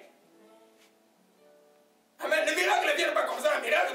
Mais tu parles de la parole de Jésus qui guérit, Jésus va guérir. Jésus qui sauve, Jésus va sauver. Alléluia. Les églises mortes ne font pas ça. Ils vont faire des clubs sociaux. Ils vont faire laisser les organismes et les histoires de distribuer la nourriture. L'église, ce n'est pas la distribuer la nourriture. Hein? Une église et puis, oh non, ramasser les habits, aller donner des habits. Mais laissez ça aux organismes. Qu'est-ce que les disciples de Jésus ont dit? Laissons, il n'est pas bon pour nous que nous soyons distraits à cause de la nourriture. On va voir ça tout à l'heure. Nous allons nous donner à la parole et à la prière. On va choisir, choisissez parmi vous l'église, cette personne remplie Saint-Esprit pour s'occuper de ça. C'est là où l'institution des diacres a commencé. Les diacres existent, c'est parce que les apôtres ne voulaient pas être distraits par les choses de distribuer de nourriture et des habits. Hein? Toi, pasteur, au lieu de lire la Bible, hein? Les amis, il y a combien d'amis qui étaient entrés hier? Combien? Mais non, mais dis-moi mon frère. Laissez ça aux autres. Et toi, la parole et la prière, c'est que la Bible enseigne. Hein? Vous voulez voir une église morte? Voyez ces églises-là. Ah, ils croient qu'en venant donner la nourriture aux gens, que les gens vont se donner leur vie au Seigneur. Non. Ne dites pas que les pasteurs ne vont pas connaître des pauvres. On va aider les pauvres, mais ce n'est pas le moyen de les amener en Christ. On les aide parce qu'on doit aider les pauvres. Alléluia. Sinon, vous allez voir beaucoup de morts-nés. Ils se disent chrétiens, mais il est venu juste pour le pain. Vous savez que Jésus a dit aux gens, vous ne m'avez suivi pas parce que vous avez vu le miracle. Vous m'avez suivi parce que vous avez mangé. Hein? La maison de prière sera grande, hein, très très grande. Vous allez voir, il y a beaucoup qui viennent simplement pour... simplement ça. Est-ce que l'église peut m'aider? L'église peut aider les gens. Il n'y a pas de problème, on va aider les gens. Mais on va t'aider pour que tu deviennes chrétien. On va t'aider pour que tu sois maintenant. On va t'aider parce qu'on doit aider. Nous sommes la lumière du monde. Alléluia. Mais c'est clair, les églises qui ont tablé leur manière d'évangélisation aller nous donner la nourriture pour que les gens viennent à Christ. C'est faux. Les disciples n'ont pas fait ça. Ils ont fui ça. Ah, mon Dieu. Que ton nom soit béni et soit exalté. Tiens, bon, merci aujourd'hui là. Gloire à Jésus-Christ. Amen. Donc, nous voyons que une église qui est morte doit revenir à l'évangélisation. Doit revenir à l'évangélisation. Une église qui est en passe de mourir doit revenir à l'évangélisation. Qui est l'église? Chaque membre de l'église doit parler de Jésus à quelqu'un. Venez pas me raconter l'histoire. Ah, j'ai raconté une telle femme qui a dit, hey, c'est triste, hein. Moi, mon chum est parti, mais son chum est parti, mais ils sont dans le monde, les chums aussi dans le monde. Où est ton problème là-dedans? Mais dans le monde, les chums partira toujours. La fidélité des gens en Christ. Hein? Dans le monde, hein? Dans cet temps ici, là, les chums partira toujours. La femme, c'est quoi, chum aussi? Hein? La femme aussi partira tout le temps. Hein? Partira tout le temps. Il n'y aura pas de fidélité. Cet temps ici, là, nous sommes dans les temps de la fin. Parce que maintenir les relations même de la chrétienté, ce n'est pas quelque chose de facile dans ce temps ici. Alléluia. Amen. Donc, tu es mort spirituellement, à l'exemple des apôtres, commence, Église, réveille-toi, parle de Jésus aux gens, n'aie pas honte de Jésus. Jésus a dit, celui qui a honte de moi, devant cette génération perverse, j'aurai aussi honte de lui devant mon Père. Chaque fois que les gens parlent des choses, tu n'interviens pas. Où on parle de Jésus, toi, tu changes. Non, parle-le. Alléluia. Gloire à Jésus-Christ, que son nom soit béni et soit exalté. La troisième chose, pour une église morte qui veut se réveiller, ou une personne morte qui veut se réveiller, au regard de ce que les disciples de Jésus qui ont fait des actes apôtres, ils priaient en toute occasion. Amen. Une église qui ne prie pas est en passe de mourir. Et un chrétien ou une chrétienne qui ne prie pas est en passe de mourir aussi. Souvent, beaucoup d'entre vous ne savent pas c'est quoi prier, pourquoi on prie. Nous, là, on était perdus dans le monde. Morts. Il nous a fait grâce, on est venu en lui, il est venu, on l'a reçu comme Seigneur et Sauveur. Donc, nous vivons dans un monde qui est totalement, nous est totalement étranger, comme chrétiens de nouveau. Un monde qui nous est hostile. Alors, pendant le voyage de ce monde, nous avons besoin de Dieu. Mais pour avoir besoin de Dieu, nous devons lui parler et il doit nous parler. C'est ce qu'on appelle la prière. Et c'est par lui que nous avons la force. Dans Éphésiens chapitre 6, dit seulement, puisons dans notre union avec Jésus notre force. Dans notre union avec lui. Alléluia. Pour que ton union, ta communion avec Dieu soit forte, tu dois prier. Alléluia. Les apôtres, vous allez voir, Jésus a fait quoi? Oh, Jean 20, verset 21, il a dit simplement, il avait dit, il a soufflé sur eux, recevez le Saint-Esprit. Il dit, et puis, Acte chapitre 1, il dit, allez à Jérusalem, attendez jusqu'à ce que vous soyez remplis du Saint-Esprit. Et vous serez mes témoins jusqu'à l'extrémité de la terre. Est-ce qu'ils attendaient dans la distraction? Non. La Bible, alors un peu dans Acte chapitre 1. Alléluia! Gloire à Jésus-Christ, 15 ans de la mort est brise aujourd'hui. 15 ans de la mort est brise, le pain de Jésus-Christ. Acte chapitre 1, verset 1. Oh mon chikamarabashia. Alléluia. Oh marabashikamarabashia. Amen. Après l'ange qui est apparu, il a dit, homme galiléen, pourquoi vous vous arrêtez à regarder au ciel? C'est Jésus qui a été enlevé du ciel au milieu de vous. Reviendra de la même manière que vous l'avez vu allant au ciel. Alors il retournait à Jérusalem et dans la montagne, il appelait des oliviers. Vous connaissez encore cette montagne? C'est là où Jésus faisait quoi? Il priait. Vous comprenez un peu? Et amen. Près de Jérusalem, à 10 ans de mi-chemin, quand il fut arrivé, il montait dans la chambre haute où il se tenait d'ordinaire. Il se tenait d'ordinaire, c'est-à-dire qu'ils avaient d'habitude de prier. Se tenir devant Dieu, c'est tenir en prière. C'est pourquoi je ne comprends pas, il y en a des gens qui disent, hein, vous priez trop. Mais quand il y a quelqu'un qui dit tu pries trop, fouille-le. Il est démoniaque. La Bible dit prier quoi? Sans cesse. Nous sommes incarnés sur cette terre. Pour que nous vivions la vie de Dieu sur cette terre, nous avons d'être en prière, en communion constante avec notre Dieu. Amen. Alléluia. Il dit, voyez un peu, et c'était Pierre, Jean, Jacques, Philippe, Thomas, Barthélemy, Matthieu, Jacques, fils d'Alphée, Simon les Zélotes, Jude et fils de Jacques, tous d'un commun encore persévéraient dans les prières avec les femmes, Marie, mère de Jésus, et avec les frères de Jésus. Persévéraient dans quoi? Dans la prière. Ils attendaient une grande promesse de Dieu. Alléluia. Quelqu'un qui est mort spirituellement doit pouvoir revenir dans ces chantiers, c'est retourner à une vie de prière. Amen. Des fois, si c'est sans lourd de commencer, viens t'adjoindre dans les places comme ici, là. Ici, tu vas te réveiller. Amen. Tu vas te réveiller. Si tu es sérieux, tu viens ici, tu vas te réveiller. Alléluia. Amen. La vie de prière. Vous allez voir qu'il priait tout le temps. Acte 1, verset 24. Pour le choix des disciples. Il n'a pas dit, ah bon, qui est avec nous? Bon, on va choisir un, choisir un. Non. La Bible dit au verset 24, ils firent cette prière. Seigneur, toi qui connais les cœurs de tous, désigne lesquels de deux que tu as choisi, afin qu'il ait part à ce ministère et à cet apostat que Judas a abandonné pour aller à son lieu. Il tirait au sort et les sorts tombés sur Matthias, qui fut associé aux 11 apôtres. Il ne faisait rien sans la prière. Il ne faisait rien sans demander à Dieu la permission.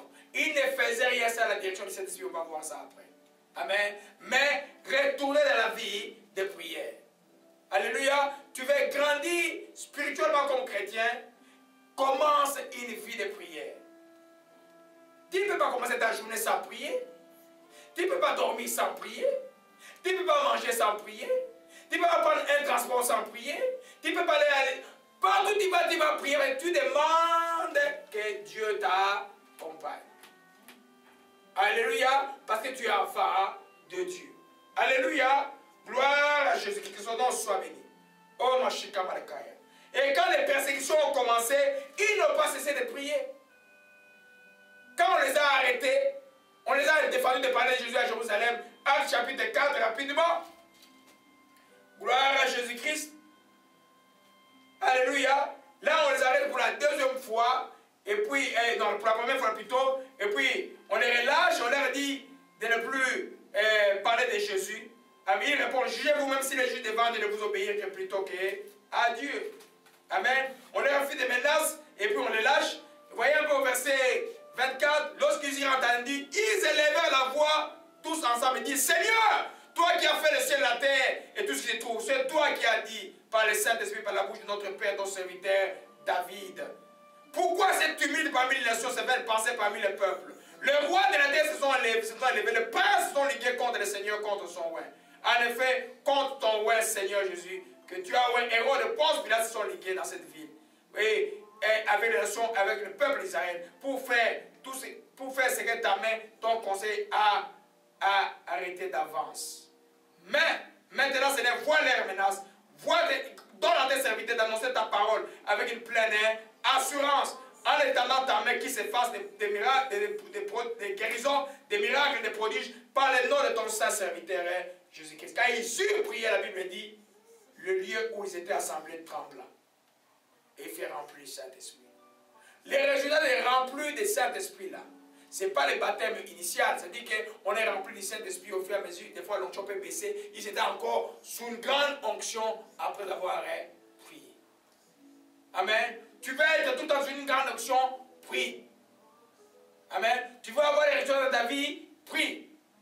Tu veux que tes problèmes soient réglés, la Bible dit ne vous inquiétez de rien, en toute chose, faites connaître vos besoins à Dieu, comment par des prières et des supplications. Il n'y a pas de place.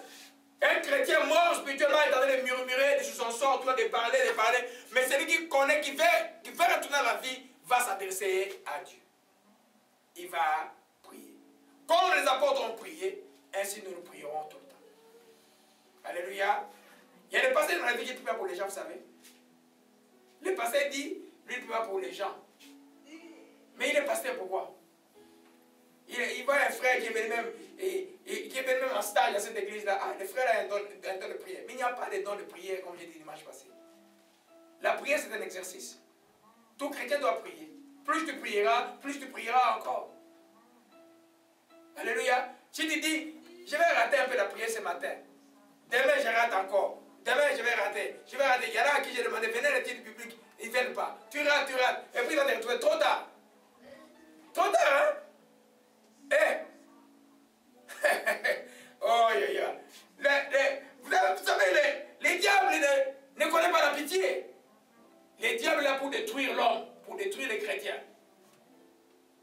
La manière dont tu le résistes, c'est par la prière. Alléluia. Il y a sur le site 20 heures d'enseignement sur la prière. Vous pouvez aller regarder cela. Alléluia. Donc, les disciples ont enseigné la prière, ils ont pratiqué la prière. Toi aussi là, quand tu vas dans ton église, il n'y a plus de prière. Comme certains pasteurs, ils ne viennent jamais aux prières d'intercession dans leur église. Il est trop occupé. Mais c'est pourquoi il est mort. Vous savez qu'à ça, de là, l'église morte, il y avait des vivants. On va voir ça dimanche prochain. Vous savez ça? Soit une église peut être morte, mais il y a des vivants un peu dedans qui se battent comme les catholiques disent, comme les diables de l'eau bénite. Hein? Alors, la prière la concerne les pasteurs jusqu'au tout derrière les chrétiens de l'église. Vous devez aimer prier. Parce que nous n'avons aucune force en nous. Alléluia. Alors, pour se réveiller spirituellement, retourne à une vie de prière sérieuse. Alléluia. Gloire à Jésus, que son nom soit béni. Je vais encore parler. Oui, Jésus a tellement parlé de la prière. Luc chapitre 18 dit quoi? Il dit dans cette parole pour toujours prier, le point 1, c'est relâcher. Il n'y a pas un moment où tu es il n'y a pas un moment qui dit, je vais relâcher un peu. Ah, je suis un peu fatigué. Alors que le diable va bien te saccager là. Alléluia. C'est pas la prière. Ne dépend pas de ton état physique. Dépend de ton état du cœur. Alléluia. Vous pouvez voir comment dans le cours des choses, même les cultes aujourd'hui commencent à commencer. Vous pouvez voir comment la prière peut faire. Alléluia. Gloire à Jésus-Christ. Oh, Shimara Kamara Nakaya. Jésus nous a parlé beaucoup de la prière. Alléluia. Il a enseigné la prière. Matthieu chapitre 6. Amen. Il y a des églises où on n'enseigne pas aux gens de prier. Quelqu'un qui vient de nouveau là. Comment si vous n'enseignez pas à prier, il va prier comment? Il y a qui dit non, je parle seulement à Dieu. La prière, c'est parler seulement à Dieu. Non, c'est pas vrai. La prière, c'est parler à Dieu dans les cadres définis par Dieu. Les cadres définis par Dieu, c'est la parole de Dieu. C'est pourquoi les gens ont besoin d'être enseignés pour prier. Amen. C'est pas tout le temps que tu prieras en esprit. Quand tu pries en esprit, tu vas prier en langue intelligente. Dans la langue intelligente, tu dois prier dans les cadres établis qui est la Bible. Alléluia. Amen. Jésus a enseigné la prière. Les disciples ont enseigné la prière. L'église réelle de Jésus-Christ doit enseigner aux gens de prier. Voilà pourquoi nous faisons la prière écrite pour les gens qui viennent de nouveau, pour les circonstances de la vie. Ça donne aux gens l'occasion de pouvoir comment je dois diriger ma prière. Alléluia. Gloire à Jésus, que son nom soit béni et soit exalté. Oh Ramashika Balakaya. Alléluia. Dans le livre 22, vous allez voir. Amen.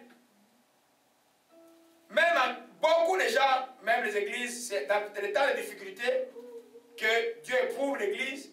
Et dans ces temps aussi que les gens meurent souvent. Alléluia. Où l'église est en train de mourir.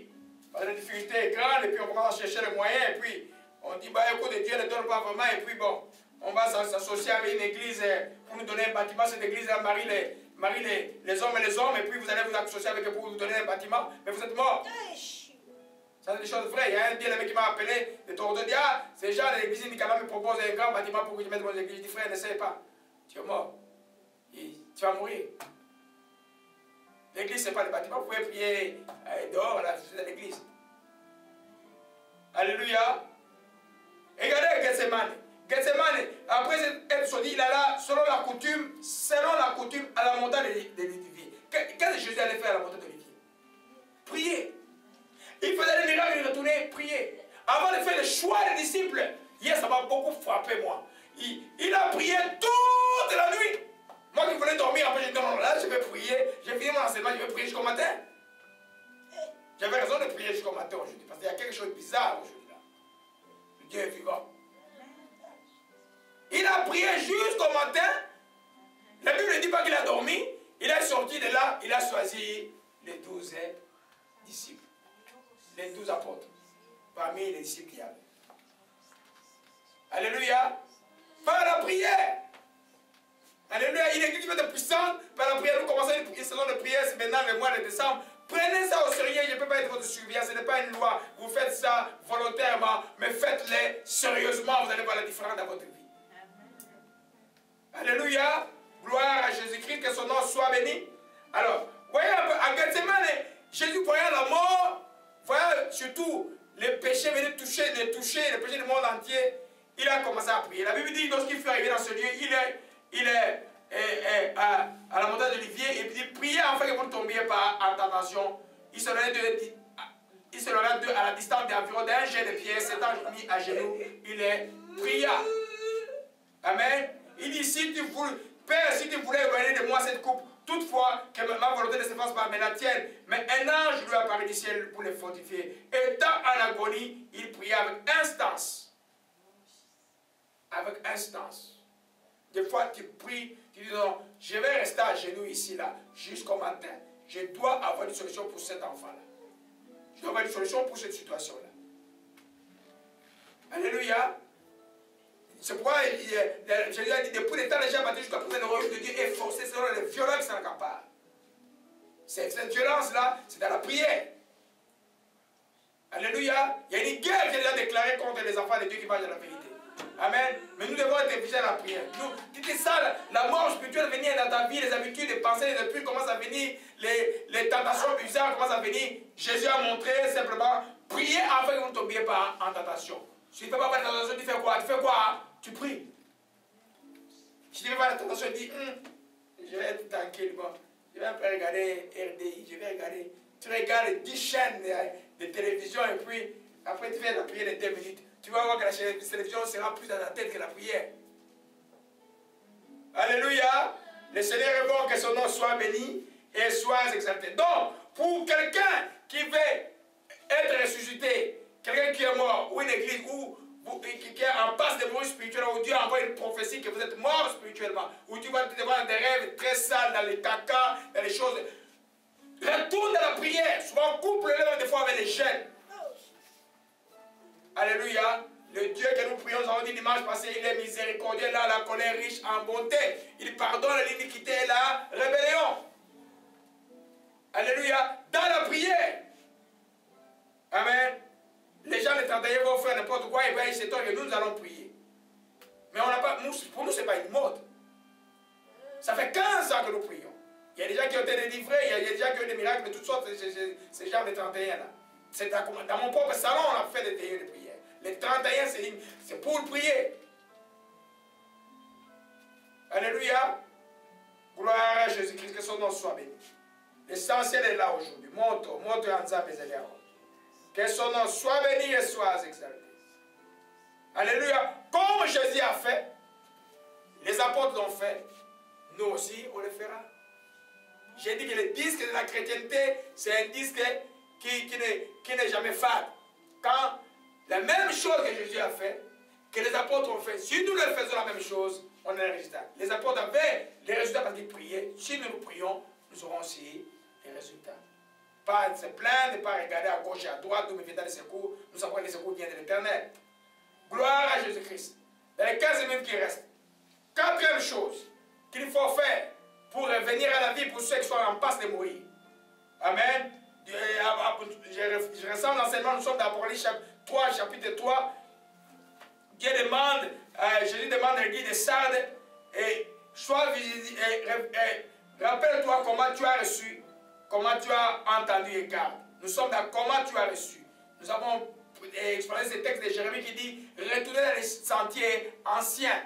La manière de faire. Pour nous, les sentiers anciens, c'est ce que les disciples de Jésus-Christ, les apôtres de Jésus-Christ ont fait. Là, les apôtres, nous le continuons jusqu'à aujourd'hui.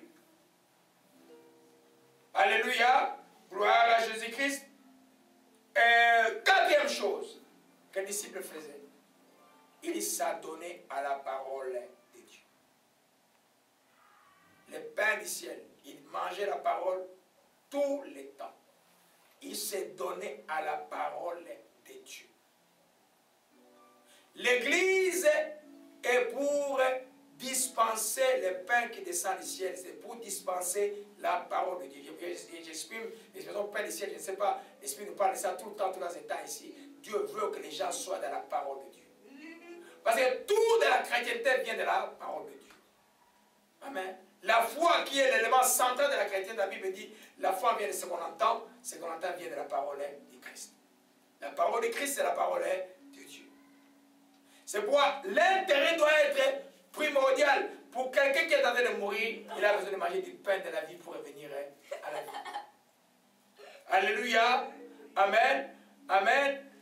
Donc, c'est pourquoi ne pas jamais lire la parole de Dieu avec un but de se comparer à quelqu'un. Non. On lit la parole de Dieu pour se nourrir soi-même. Si Dieu est utilisable pour quelqu'un, il va te donner pour enseigner avec amour aux gens. Mais jamais pour te comparer, moi je suis meilleur, je connais plus. Non, non, non. C'est Dieu qui donne. Regarde, 5 minutes avant là, que la musique arrive là, j'étais comme, je ne savais pas quoi faire. Ça s'appelle la grâce de Dieu. Alléluia. Vous comprenez un peu, mes bien-aimés? Actes chapitre 6. Actes chapitre 6, nous voyons que les disciples ne jouaient pas avec la parole de Dieu. Quand les nombres augmentaient, la puissance augmentait, ils n'avaient jamais négligé la parole de Dieu. Soit l'étudier, soit les dispenser. L'Église, la priorité de l'Église, c'est de dispenser droitement la parole de Dieu. Amen. Et les églises où dimanche, ils croient que la parole de Dieu fait des agapés. Ils ont agapé chaque dimanche, ils viennent dans l'église, ils mangent. Oh, on vient socialiser. Socialisez-vous à la cité là. L'église c'est pour la parole de Dieu. On vient socialiser. Non. C'est vraiment secondaire la socialisation à l'église si la parole de Dieu n'est pas là. Vous allez avoir une bonne fratrie chrétienne si vous tous vous agissez selon la parole de Dieu. Sinon vous allez être comme des chrétiens qui vont s'en manger. Si la parole n'est pas bien disposée, et les gens vont faire n'importe quoi. Amen. Nous voyons dans Actes chapitre 6. L'église grandit. Voyez un peu, en ces temps-là, au verset 1, il est écrit, les nombres de suite augmenta, les hellénistes murmuraient contre les Hébreux, parce que leurs veuves étaient négligées dans la disposition qui se faisait chaque jour. Les Grecs se sont plaints. Mais la Bible dit, les nombres de suite ont augmenté. Les 12 convainqués de la médecine, il dit, il n'est pas convenable que nous laissions la parole de Dieu pour servir aux tables. Il n'est pas convenable que les serviteurs laissent la parole de Dieu pour aller s'occuper de la table. Il doit être concentré à la parole de Dieu. Les diacres sont institués dans l'église pour gérer tout ce qui est matériel à l'église. C'est pourquoi ils doivent être remplis du Saint-Esprit. Comme ça, les pasteurs, l'apôtre, les prophètes s'adonnent à la parole de Dieu et à la prière. La même chose, quand une église est en passe de mourir, souvent la mort commence par la tête. Quand la tête est morte, mais l'église va mourir aussi. Donc il faut que la dispense de la parole de Dieu soit quelque chose de prioritaire. Si toi tu lis la parole de Dieu simplement comme un devoir, ça ne marche pas. Même toi dans ta vie spirituelle, faites une expérience pendant que nous allons prier ces derniers temps. Lisez la parole de Dieu comme vous n'avez jamais à lire. Et voyez-vous l'année prochaine. Alléluia. Il y a un exemple que je ne vous ai pas donné dans la Bible. Le roi Josaphat a envoyé les Lévites et les anciens, ses chefs, aller enseigner la parole de Dieu dans tout Israël.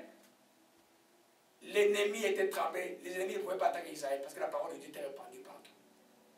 Il y a une puissance à la parole de Dieu. Alléluia. S'il n'y a pas de parole de Dieu dispensée droitement, la mort spirituelle n'est qu'une question de temps. Alléluia. C'est pourquoi l'ennemi cherchera tout ce qu'il peut faire pour étouffer la parole de Dieu. Alléluia. Alors, nous voyons ici que au verset 4, il dit, et nous continuerons à nous appliquer à la parole et au ministère de la parole. À la prière et au ministère de la parole. C'est quoi le ministère de la parole? Ce n'est pas seulement dispenser la parole, c'est d'abord étudier la parole toi-même qui va dispenser, méditer la parole, et puis pour ceux qui ont le don d'enseigner, enseigner la parole, c'est ceux qui ont le don de prêcher, de prêcher la parole, pour les évangélistes, d'exhorter selon la parole. Tout vient de la parole. Comment tu peux exhorter les gens si quelque chose que tu ne connais pas? Alléluia. C'est pourquoi la parole est extrêmement importante. Si l'ennemi veut tuer la vie spirituelle de l'enfant de Dieu, il va commencer par l'empêcher de lire la parole de Dieu. Il y a des gens qui sont chrétiens, quand ils prennent leur Bible, moi quand quelqu'un me dit chrétien, je suis curieux de regarder toujours sa Bible. Tu vois aucune marque, c'est comme s'ils adoraient les livres, hein? Aucune marque dedans. Ça montre que tu ne lis pas la Bible. Ne pas lire la Bible, c'est un signe qui montre que tu es en passe de mourir spirituellement. Parce qu'un enfant qui ne se nourrit pas, est-ce qu'il vivra? Qui ne vivra du lait? La Bible parle de la Bible comme 1 Pierre 2, comme les laits spirituels, par lesquels vous pouvez être sauvés. Alléluia. Si tu médites la Bible tous les jours, toi qui es en passe de mourir, tu vas revivre. Alléluia. Voyez un peu la priorité. Les apôtres n'ont pas dit on va avoir peur des gens et il faut qu'ils nous voient moi en train de dispenser la nourriture. Non. Il dit vous là, occupez-vous de la nourriture. Moi, nous allons nous occuper de la prière et de la parole de Dieu. L'essentiel de l'église, c'est d'abord l'esprit de l'homme et pas son corps. Alléluia. Gloire à Jésus-Christ. 1 Timothée 4. Alléluia. Oh, l'essentiel est dans la joie. 1 Timothée 4,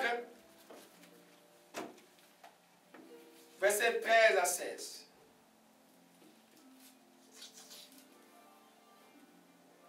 Nous voyons la situation de Timothée qui est un jeune pasteur. Et puis, que Paul a envoyé. Amen. Gloire à Jésus-Christ. Oh, gloire à Jésus-Christ. Que son nom soit béni et soit exalté. Alléluia. Amen. Donc, il est en charge de l'église. Et puis, Paul lui dit ceci. Jusqu'à ce que je vienne, applique-toi à la lecture, à l'exhortation et à l'enseignement. La lecture de quoi? De la parole de Dieu. L'exhortation de quoi? Par la parole de Dieu. L'enseignement de quoi? De la parole de Dieu. Amen. La lecture pour toi-même, la méditation pour moi, parce que tu ne peux pas enseigner quelque chose aux gens que tu ne maîtrises pas. L'exhortation de la parole de Dieu, parce que c'est la parole de Dieu qui peut amener la vie, et l'enseignement c'est la parole de Dieu. Et puis il dit au verset 15, occupe-toi de ces choses, donne-toi tout entier à elles. Nous devons nous donner totalement à la parole de Dieu. Elle doit être une priorité. Quelqu'un qui est en passe de mourir revient à la lecture de la parole de Dieu. Après avoir appris de demeurer dans l'amour, après avoir commencé à prier, donne-toi dans la parole. Parce que la prière et la parole marchent ensemble. Tu vas prier selon la parole de Dieu. Et la parole de Dieu va t'aider à mieux prier. Alléluia. Amen. Nous voyons là, il dit que donne-toi tout entier avec tes progrès soient évidents. Je brise l'esprit de distraction sur notre jusqu'à s'arrête. Afin que tes progrès soient évidents. Et dit, veille sur toi-même et sur ton enseignement. Veille sur toi-même et sur ton enseignement.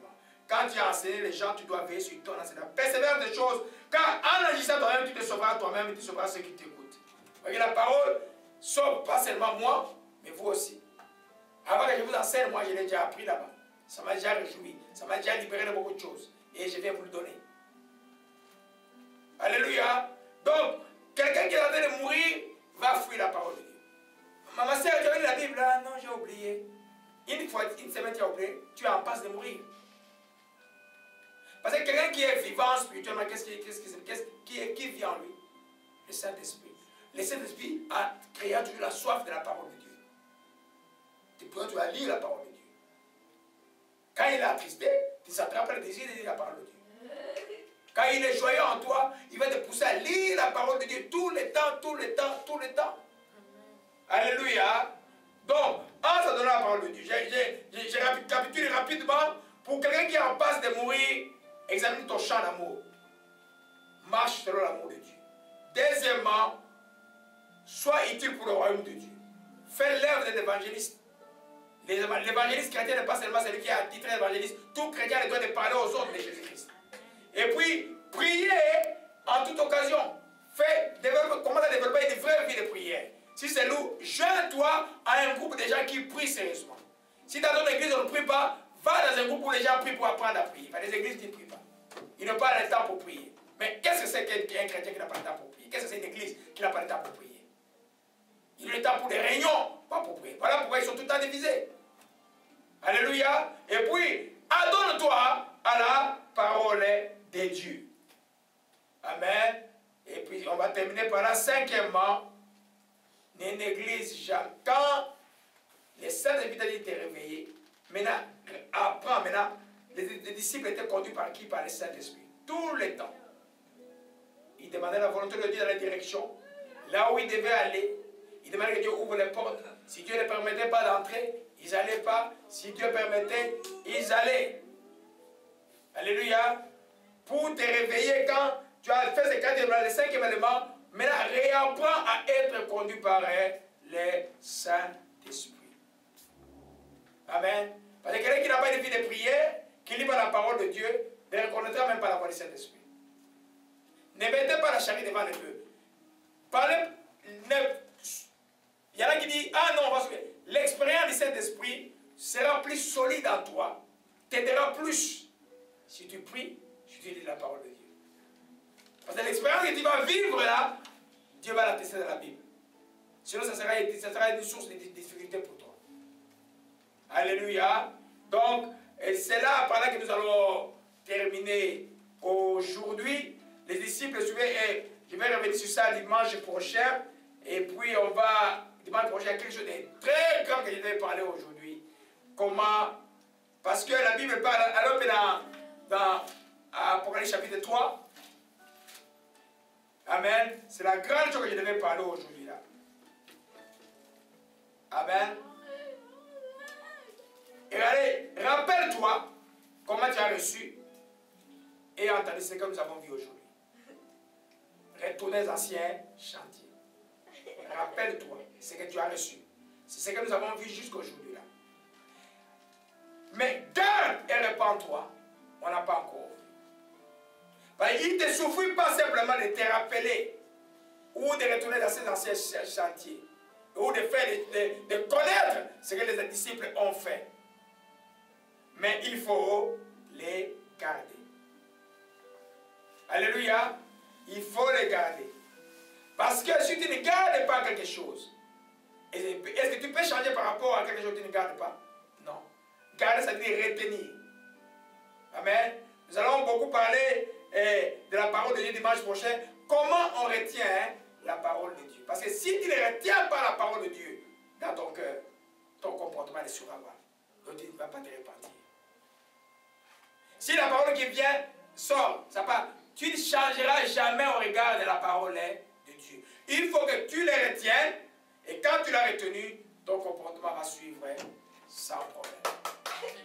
Alléluia. C'est ce que j'avais prévu de parler aujourd'hui. On va voir le dimanche prochain. Et puis, ça sera, je crois que ça sera encore plus merveilleux que ce dimanche. Seigneur, nous bénissons ton Saint-Nom. Nous te rendons grâce pour tout ce que tu nous as accordé aujourd'hui dans ta parole, ô Dieu Tout-Puissant. De nous montrer les anciens sentiers. Ce que ceux qui nous ont présentés dans la foi ont fait. Les disciples et les apôtres et ce qu'ils ont fait. Nous croyons que si, par ta grâce, nous refaisons la même chose, ceux qui sont en passe de mourir vivront. Ô Dieu de gloire, nous te rendons grâce d'aider chacun de tes enfants, ô Père, à retourner sur tes chemins anciens, ô Dieu de grâce. Que ton nom soit béni et soit exalté. Père de grâce, je bénis ton Saint-Nom encore, de nous aider, de demeurer dans l'amour, ô Père.